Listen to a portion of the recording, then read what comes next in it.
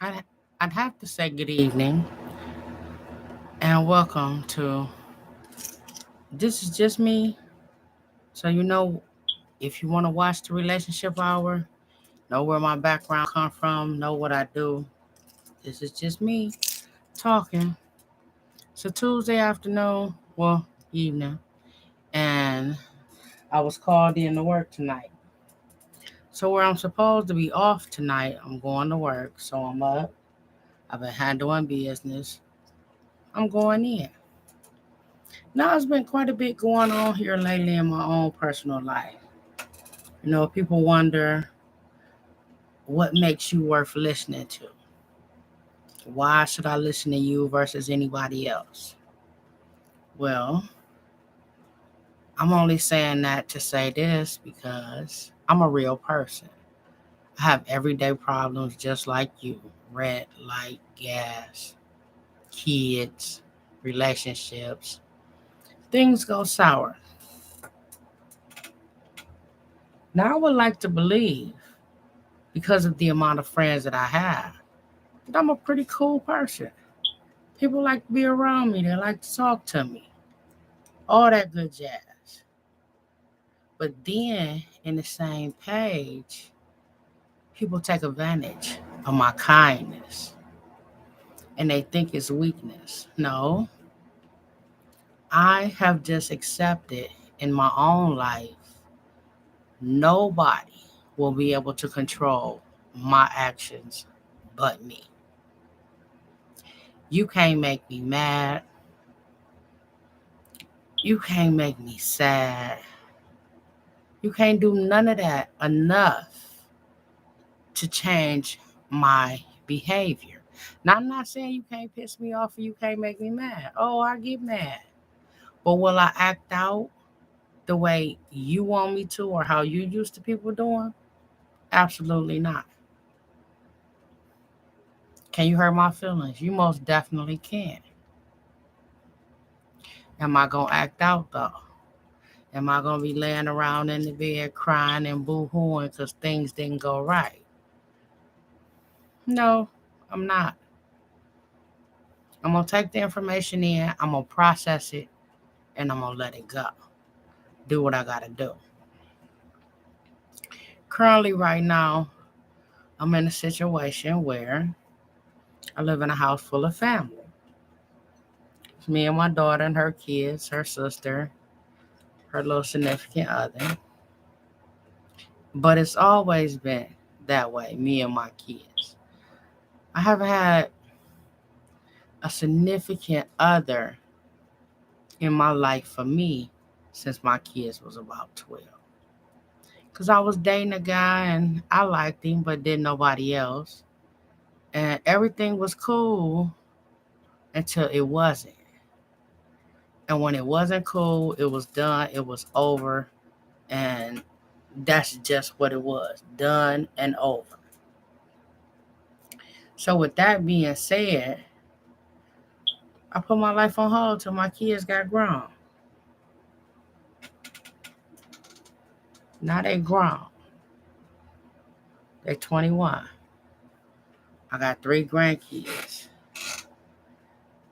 They live with me, I live with them, we live together. Now it's time for me to start living for me.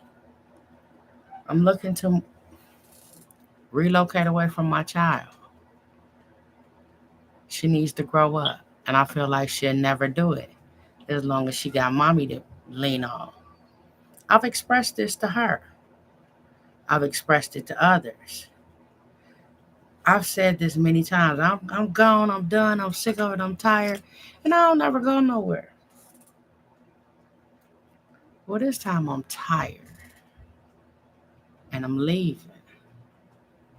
And it ain't, I'm tired of her, I'm tired of them, I'm tired of everybody want me to live my life the way they see it should be instead of allowing me to live it the way I want to live it.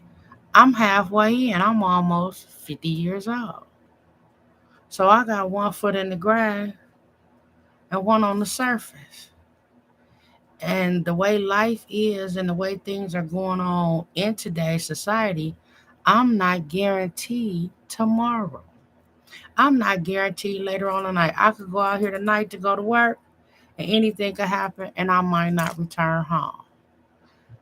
That goes with any and everybody and every day that you live your life. So what do? You pray about it. You be the best person you can be. And you hope to wake up tomorrow so that whatever if you don't stop, dog, stop school. Sorry, excuse me. My dog was misbehaving.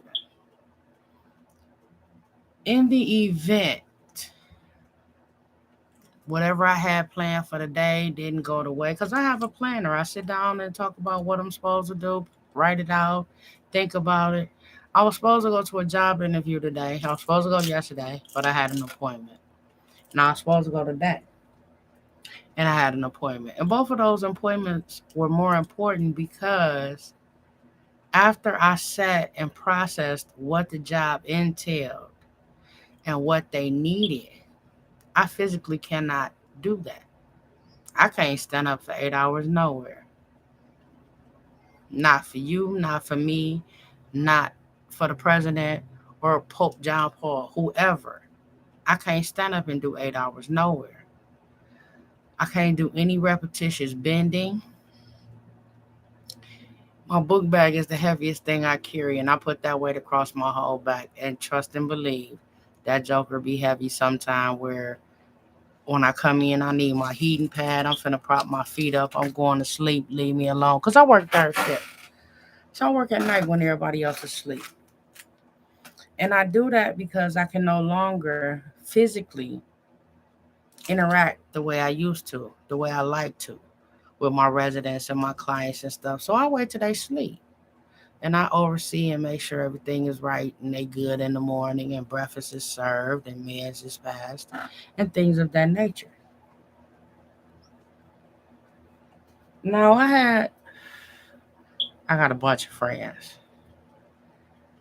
but I had rekindled a relationship with a childhood friend. And even though we had a bunch of fun together, he didn't mix well with my family for whatever reason. Now, as a mother, my job is to protect my children. And that's what I'm doing. Whatever is going on or whatever the situation may have been, my kids are no longer comfortable with my friend being around. Okay, cool. You a man, stand on your own, handle it. I'll see you when I see you. Because right now, this is my environment and these are my children. And if I want my daughters to be the strongest women they can be, then I have to be the strongest woman I can be. And that means, even at this stage in the game, putting their mental health and their well being in front of my own. Now, my mental health is not in jeopardy at all. I don't have self esteem issues. Ain't nobody never abused me. Ain't nobody never, ain't nobody never did nothing that really took me over the edge where I couldn't snap back. The hardest thing I ever had to deal with was postpartum after my kids was born, and that was 21 years ago. And I shook that, so we gonna continue to keep moving. Do I have bad days where I'm sad because things are not the way I would like them? Sure, I do. Do I let them control me? No, I do not. Do I have moments where the behavior of other people upset me? Yes, I do. Do I let that control how I respond and how I act? No, I don't. I'm always this laid back, relaxed person. You don't want to see me upset. You don't want me out of my hookup because at that point, I'm not thinking clearly. I'm the first to admit when you're angry, When you're emotionally driven, you don't think straight. You don't give good judgment calls. So I got a lot on processing with me. People coming in and out of my life. Like, oh, you still single? You still this? Oh, you were so nice. You so sexy. You so this. You so that. And on the flip side of that, I get stories of people when they get mad at me. They talk about my facial hair. They talk about this. They talk about that. All that. I don't care. I like the person I see when I look in the mirror, regardless. Bad decisions, dumb choices, all that. When I look in the mirror, I like who I see. And if I don't, then I do my hair because that'd be the only thing wrong with it. It'd be a little frizzy and nappy and all this and that. And I have to sometimes go on and lay it down because it be looking a hot 12, you know. Sometimes it do because that's just me. If you don't like me for who I am, you don't have to deal with me. Just like I don't have to deal with you. I'm setting up my brand, my ideal. And it's going to take time to get it rolling and get it right. You see my sign? That's my name. That's going on my wall. As soon as I get the right wall to put it on, in every video I do, you're going to see my Lady Blue. Now, my artist that drew this, that put this together for me is my little cousin. And she got a few more things I'm going to get from her to put on my wall because I like the nostalgia that her artwork brings. Now, I got another cousin that's doing some artwork too. And when she get around to doing something that fits in, well, I'm going to she got one she doing now that's really hot. And once she get that completed and enter it in her art contest and all of that, I want a copy of that because that's one I definitely want on the wall. But all of this is to say, with all the chaos that's going on behind the scenes, everybody trying to tell me their story, everybody trying to make the other person look bad, uh, people going behind my back doing things that I'm none the wiser of because I don't roll like that. I don't need you blocking nobody from my phone. I know how to use the block button when I don't want to talk to somebody or I don't want them to get in touch with me. I know how to block them. I don't need your help. And I say that because whatever is going on with my kids and them not liking my friend and whatever the case may be, I've already decided to put that to the wayside. Step back, homie, until I, you know, back up. So all this extra with my daughter going in my phone and all of that blocking you so you can't talk to me and this and that, I ain't got nothing to do with that. I ain't even know nothing about it. So you went up around the way and made it your business to still get in touch with me. And you did, and we talked, and I was in the midst of getting ready to go to some appointments I had to, so I may have appeared a little short, but I don't want to hear none of that shit. When I asked you to come talk to me, because you was caught up in your feelings and how you was doing, you didn't come talk to me then. Now here it is 3, 4, 5 days later. Now you want to come sit in my face and talk to me and explain yourself. Well, I'm gonna let you talk to me and I'm gonna let you explain yourself. But I've already made up my mind what I'm gonna do. And there's nothing you can say or do that's gonna change it. Just like there's nothing they can say or do that'll change it. I made up my mind. I don't want none of the drama. And I don't want to be bothered with none of it. And if that's what it entails to be bothered with you or them, I'm not. I'm not. I went to the doctor today. The last few times I went to the doctor or the dentist for anything, because I go frequently because I have some physical ailments that sometimes I got to go get in their face. Document this is hurting, and it's hurting bad enough for me to be here. So let's figure something out, do something better, because what y'all got going on ain't working. So I go to the doctor. As always, my blood pressure is a little high. Now I got there early so I wouldn't be rushing in. Took my time, wasn't in no hurry, relaxed, all of that. Now something that I went to the doctor the other day, the ear, nose, and throat, because I got specialists. This is today was the meeting with my new primary care physician, and I ain't sure if I'm gonna keep him yet, because somebody else came in and did all the work and did all the talking. He just came in to say hi. They was there helping, and he was busy, and I'm cool with it. Long as y'all get everything y'all got to get done, because I only come in every so often. And I ain't been to the doctor in a year and a half, 2 years since my primary care doctor retired. So it was time to get my blood work done, get my blood pressure. I'm going through menopause, so I needed to get a pap smear. I needed to express that to my doctor because these hot flashes is whooping my behind. So we all discussed what we know. You going through menopause. Yeah, right. I knew that. What we gonna do about it? Is there anything to do about it? I mean, just now it's time to put it in my charts and give me all the information I need to know so I can be best educated as possible about how menopause is affecting me.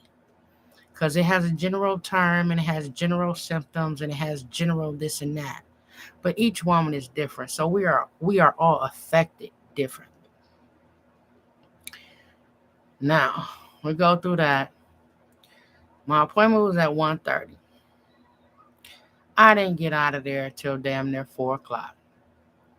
And that was with getting my checkup, talking with the doctor, getting my blood work done, all that. So now I'm back home.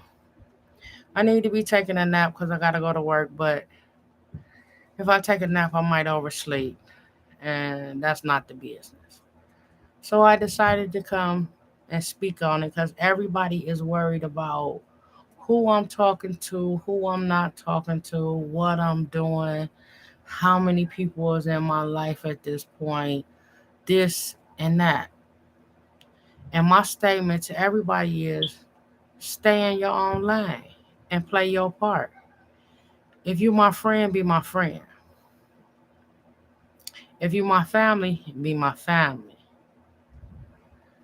Don't try to pick and choose who I do what with and when. Because my friends are my friends, they come and go. And some last a lifetime. But my family is my family regardless. And whether I talk to them today, tomorrow, next year, 3 years from now, they still my cousins. They still my aunts. They still my uncles. They still whatever relative they are. And I can't think no more of that because my mom and my daddy gonna always be that way. And I don't have no ill issues with neither one of them at this present point in time. I'm not mad about none of the choices they made with raising me. I'm not mad at where they at in their life. I'm not mad at what they hold me accountable for still in my life. Because I am my mama's only child. And I'm my daddy's oldest child. So I've had more time with both of them than anybody else that could say they love them outside of their siblings that are older than me. So my relationship with my parents is solid. And I'm trying to make sure that my relationship with my children is solid, which is why at this point in time, I'm venturing into trying to go into an empty nest syndrome so my children can live their life and they can come visit me and I can send them home and we can all be happy because we ain't living together no more. Because I tried a different approach with my children when they were going into that young adult, thinking they grown type approach. We live together. This is what the rent is. You owe half. You got the gas bill. I got the light bill. You got the kids. You take care of the groceries. We split toiletries. I put groceries in here too, but the main focus is for her because you the mommy. You raising them up. Mine is grown. Y'all self-sufficient. And if you didn't learn the lessons I was trying to teach you when we was coming up or you didn't pay attention to them, I'm sorry for your troubles. Because at this point, it's all about me. I love my grandbabies. I'm surprised ain't none of them busted up here except they think I'm asleep because I got to go to work. That's why I ain't been up here, but I ain't sleep. And I'm going to work. So this was just a little something from home. Just a little, hey, how y'all doing? I gotta keep the videos going. It would help if I told people about the YouTube channel and that I've been posting videos and going through the motions, but nah, it's all practice to get my scenery set up. So when I do put it out there that this is where you can go to find it, they can look back on all the oops, the boops, and the blunders on how I got to be the greatness that I'm gonna be. If don't nobody else believe in you, if you don't believe in you and you don't love you, how can you expect anybody else to do it either? So with that being said, I'm gonna end this on this note right here. Anybody that's listening that need to know, you are the only common denominator in all your problems. So if you don't like your life and you don't like who you see in the morning, when you look in the mirror, only you can change it. If that means going back to school, relocating, whatever it takes to be a better you, only you can make that decision because I can't tell you what's going to make you better. I can tell you my troubles, my trials and tribulations, and hope that they give you something to think about. I can give you my opinion because you asked. I ain't going to just volunteer because an opinion is like an asshole. Everybody got one. And you take care of yours like I take care of mine. So, with that being said, always remember you got to love the person you see in the mirror and that you live with behind the closed doors when ain't nobody else around. The decisions you make are all yours. And with each choice, it might be a consequence. And you got to be ready for it, good or bad. There's always a positive in a negative situation. It's up to you to find it. I'm one of them people that the glass is half full instead of half empty. Very optimistic. Believe God ain't brought me this far to drop me now.